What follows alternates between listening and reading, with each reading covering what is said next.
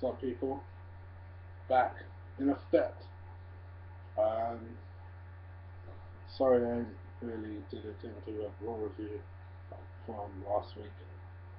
I watched it and I just couldn't be bothered.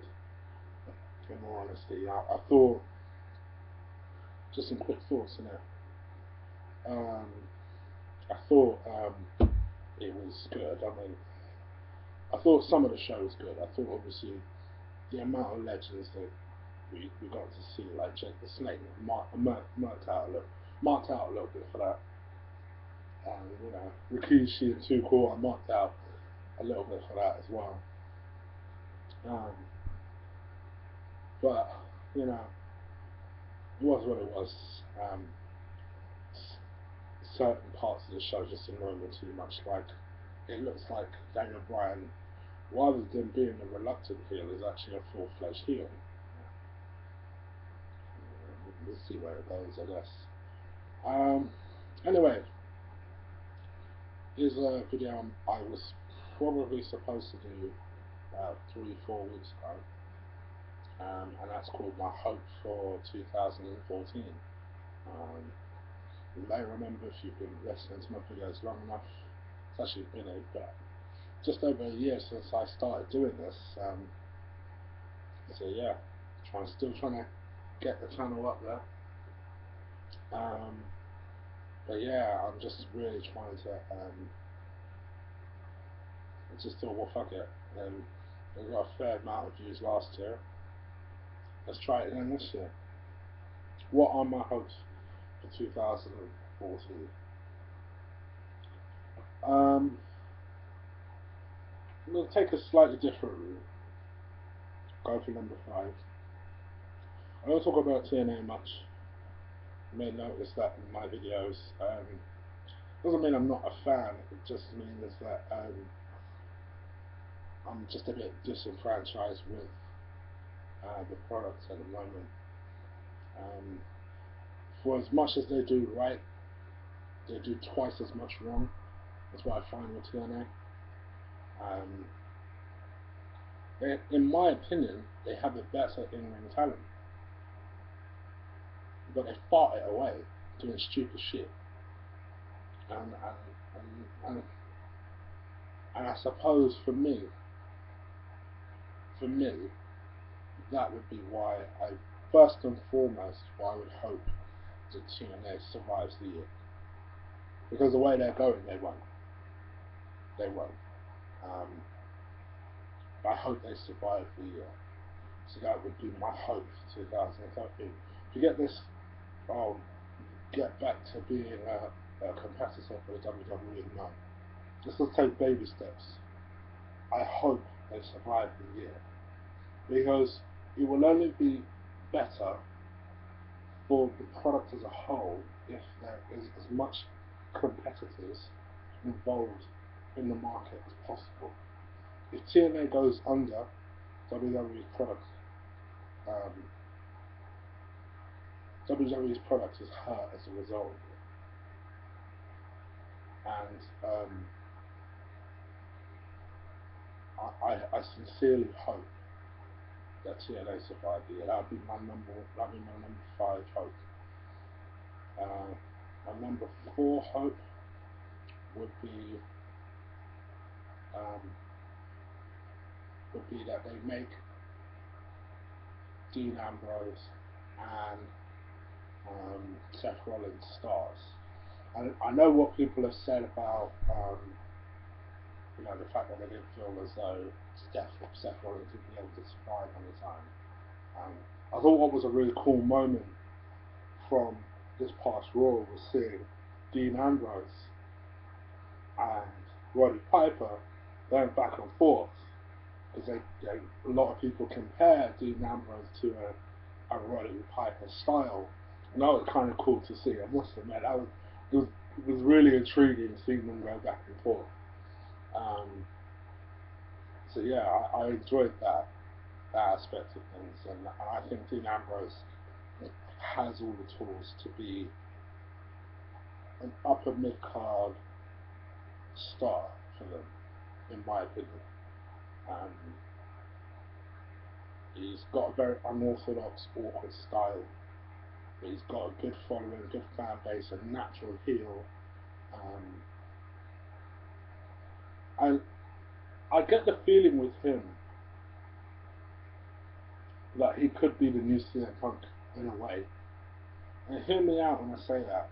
I honestly think that he has enough people that like him that I believe he could be that reluctant star that does well. Just bear in mind I said that. And with Seth Rollins, I've said it from, you go back and watch my videos, I said it from the very first year video I made.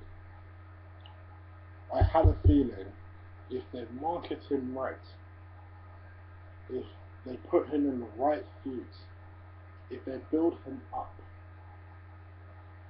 potentially he could be the next Jeff Hardy. And there ain't nothing wrong with being the next Jeff Hardy, I'll tell you that.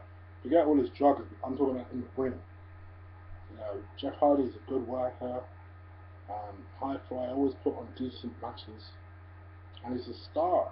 If he was a star, alright, forget the fact that TNA and most people are stars when they go from WWE to TNA. Alright, forget the TNA shit.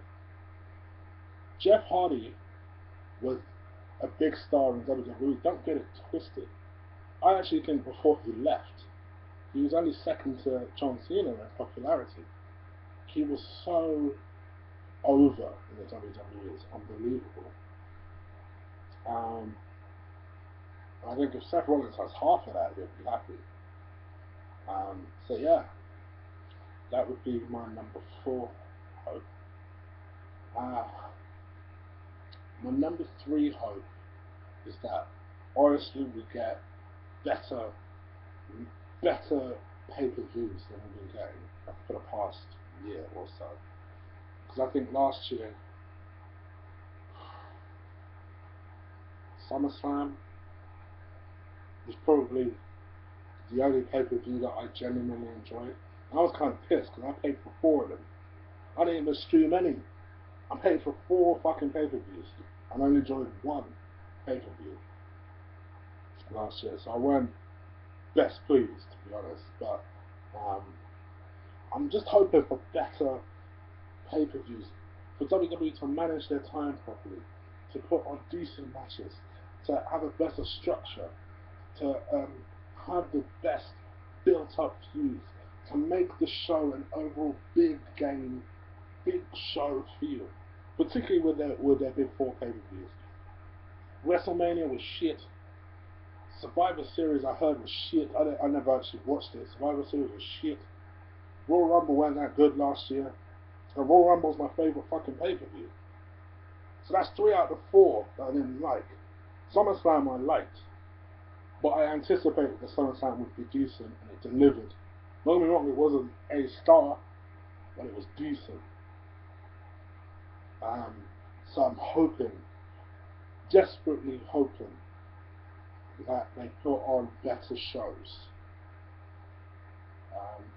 My number 2 hope would be that they make Roman Reigns a star.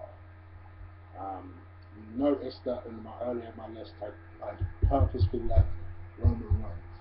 And if we're going to be real about it, out of the 3 of them, not just because he's The Rock's cousin, out of the 3 of them, he is the star. Not necessarily because he's the most talented, but let's be honest here. He's got the look. You know, he kind of reminds me of, you know, when I used to watch Evolution back in the day, and I saw one big guy, and people going on about Randy Orton. Not for me. I always looked at Batista as being that guy, and as being the guy that WWE are going to focus on, and they're going to make an absolute star. And I get that same feeling with Roman Reigns. Yeah, they have so much invested in him, and I think it's important for WWE to put the rocket up his ass right now. You know, I think every now and again, it's alright to do that, you know? I think that's one of the biggest disappointments with Bareback, because I honestly thought they were going to go all the way with Bareback. And as much as I I was happy last year when they made Rock the WWE champ because I'm a Rock guy. I think they should have gone all the way and given Ryback and made Ryback win that WWE title off CM Punk that time. Even if CM Punk won it back the following pay-per-view, they should have gone all the way and pulled that trigger and given Ryback that title run. Because now they've just destroyed his character. That's why I don't give a shit. Like when you bareback a girl, you don't give a shit. That's why I call him bareback. I just don't care anymore. So, yeah. I mean, Roman Reigns, they have to. It worked for Brock Lesnar. That was my eventual point. I'm sorry, I got sidetracked. It worked for Brock Lesnar, you know, and they put a rocket ship up his ass and made him a star. They forced people to accept him as a star, and it worked. It helped that Brock could go in the ring. I don't think he was the best technical wrestler, but he could go in the ring. And people believed it because of his size and the way they packaged him and the way they marketed him.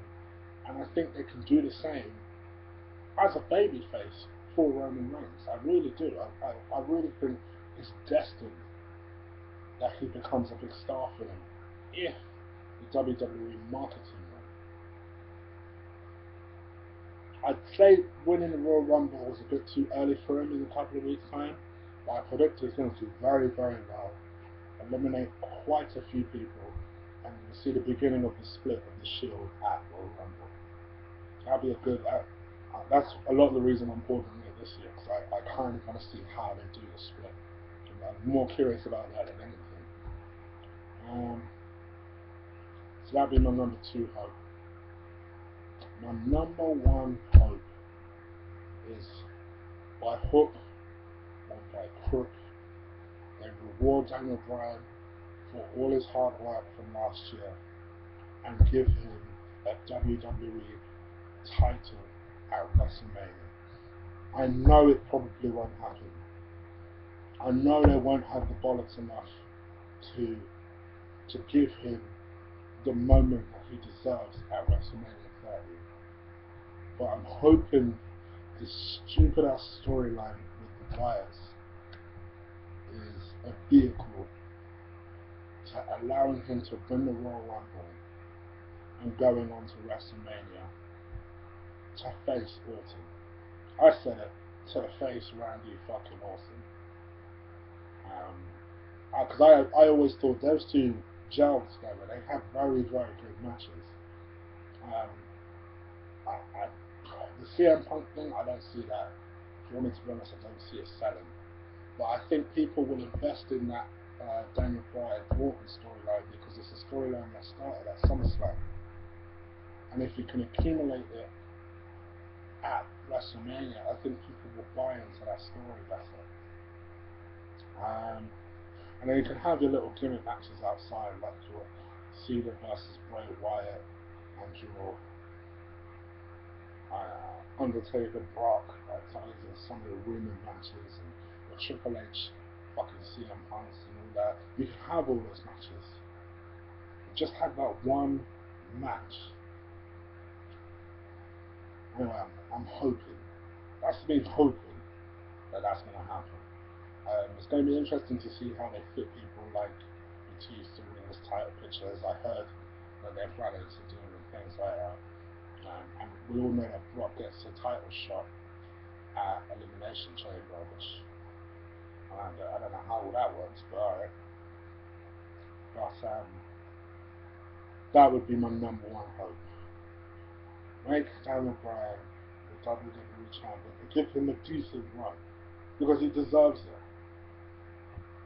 Anyway, so I told you I'd do this video, so here's me doing this video.